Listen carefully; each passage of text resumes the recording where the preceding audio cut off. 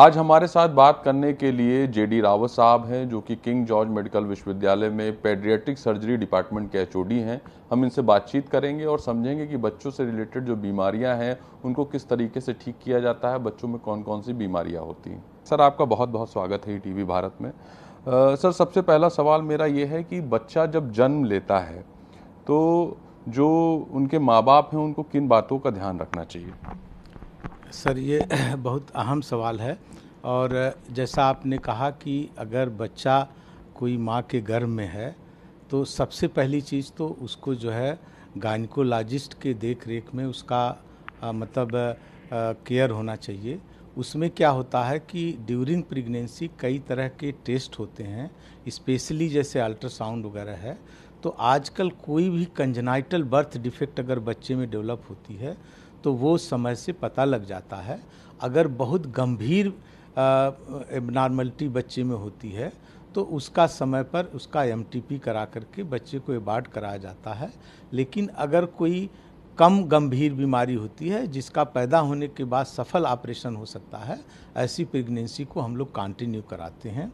और इसके बाद अगर गायनिकोलॉजिस्ट की देख रेख में अगर डिलीवरी होती है तो जब बच्चा पैदा होता है तो उसको पीडियाट्रिशियन के देखरेख में जब साथ में रहता है तो जो भी बच्चे में पैदाइशी बीमारियां होती हैं वो तुरंत डिटेक्ट हो जाती हैं। और जिनका इलाज समय पर अगर हो जाए तो बच्चे पूरी तरह से स्वस्थ हो जाते हैं। सर, पैदाइशी बीमारियों की बात करें तो जैसा कि आपने बताया कि जब बच्चा पेट में होता है तो उसके बारे में जानकारी हमें लग जाती है कि वो कितना बीमार है। अगर सामान्य स्थिति में होता है, छोटी मोटी बीमारियां होती तो आप लोग दवाइयों से ठीक करते हैं। कौन कौन सी ऐसी बीमारियां हैं जो काफ़ी गंभीर हैं और बच्चे के बर्थ के तुरंत बाद ध्यान देने की ज़रूरत है कि अगर तुरंत ध्यान न दिया जाए तो देर हो जाएगी, तो फिर उसको बचाना बड़ा मुश्किल हो जाता है?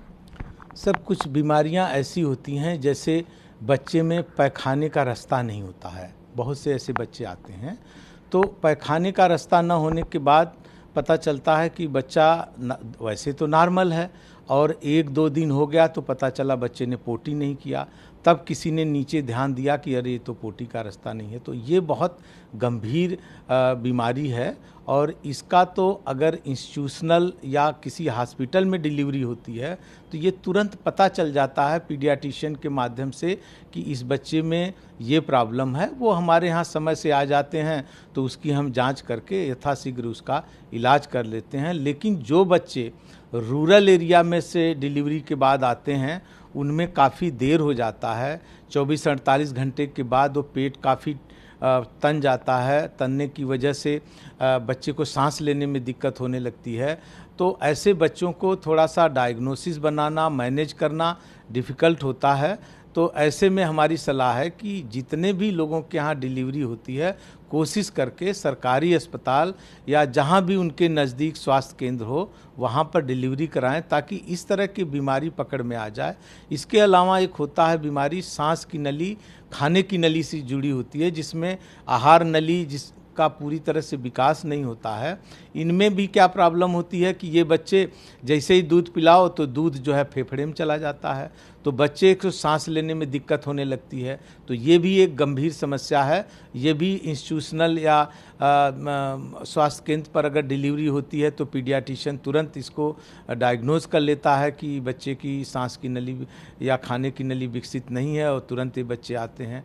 इसके अलावा कुछ बीमारियां और होती हैं जैसे डायफ्रेक्टिक हर्निया है कि आंत पूरी सीने में चली गई, बच्चा जैसे पैदा होता है वो सांस नहीं ले पाता है।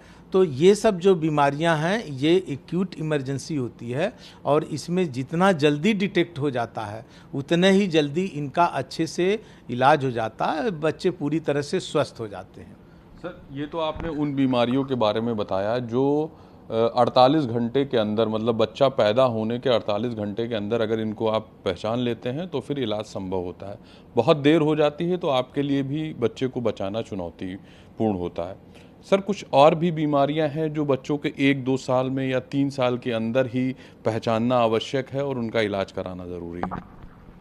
जी सर, कुछ बीमारियां ऐसी बच्चों में होती हैं जो लाइफ थ्रेटनिंग तो नहीं होती हैं, लेकिन ये बच्चे थोड़ा सा लेट भी हमारे पास आते हैं। जैसे सबसे ज़्यादा ये होता है कि बच्चों की गोली ऊपर होती है, जहाँ टेस्टिस नीचे होना चाहिए वहाँ ना होकर के ऊपर होता है, ये बच्चे लेट आते हैं। किसी बच्चे में पेशाब का रास्ता जहाँ होना चाहिए वहाँ ना हो के नीचे होता है।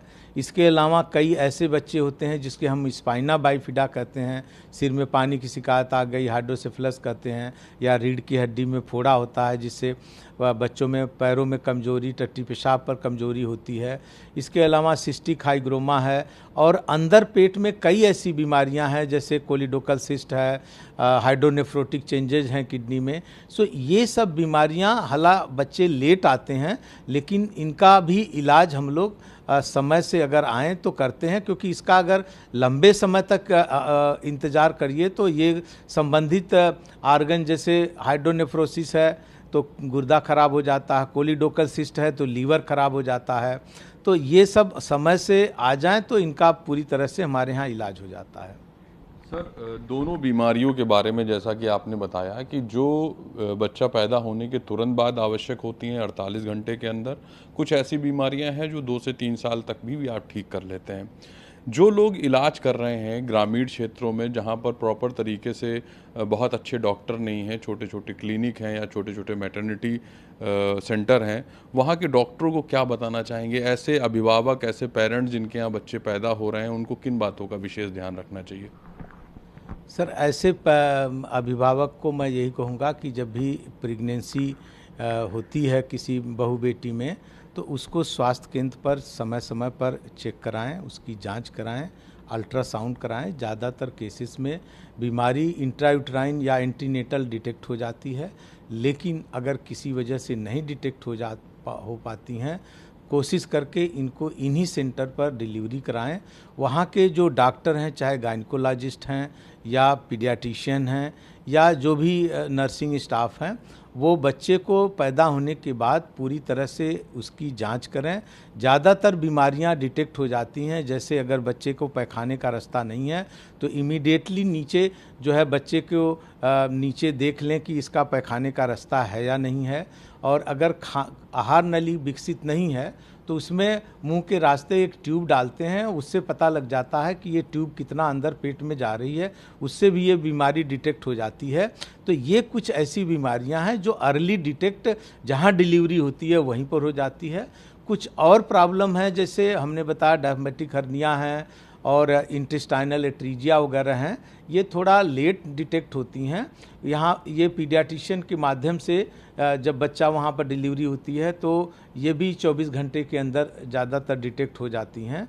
तो ऐसे मरीज को तुरंत जो है medical college, king George medical university में, जहाँ 24 घंटे हमारी इमरजेंसी सेवाएं चलती हैं और पूर्ण तरह से हर चीज़ का यहाँ पर इलाज होता है। हमारे पास अत्याधुनिक सारे उपकरण हैं, हम लोग लेप्रोस्कोप से लेके रोबोटिक सर्जरी तक करते हैं और हमारे पास सारी सुविधाएं हैं। ये नॉर्थ इंडिया का सबसे पुराना और प्रदेश का सबसे पुराना पीडियाट्रिक सर्जरी सेंटर है। यहाँ पर सारी सुविधाएं उपलब्ध हैं। यहाँ पर वो भी सुविधाएं उपलब्ध हैं, अगर कोई गरीब मरीज आता है तो विश्वविद्यालय द्वारा हमारे जो है गरीब मरीजों की सहायता की जाती है। हमारे यहाँ गवर्नमेंट की एक स्कीम चलती है, RBSK बोलते हैं, जिसमें कि बर्थ डिफेक्ट के बच्चों का पूर्ण रूप से फ्री इलाज किया जाता है।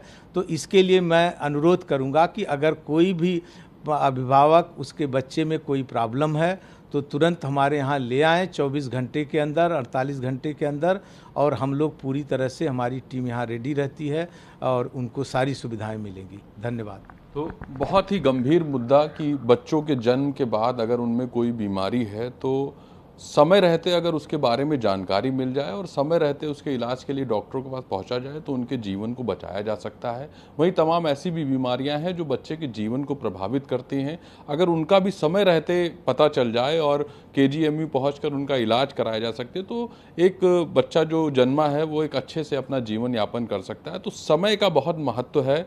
अगर बच्चों में कोई बीमारी आती है तो आप लोग थोड़ा सतर्क रहें, उनके बारे में जानकारी जुटाएं, डॉक्टर से उनके बारे में राय लें और अगर कोई समस्या होती है तो उन्हें तत्काल डॉक्टर को दिखाएं।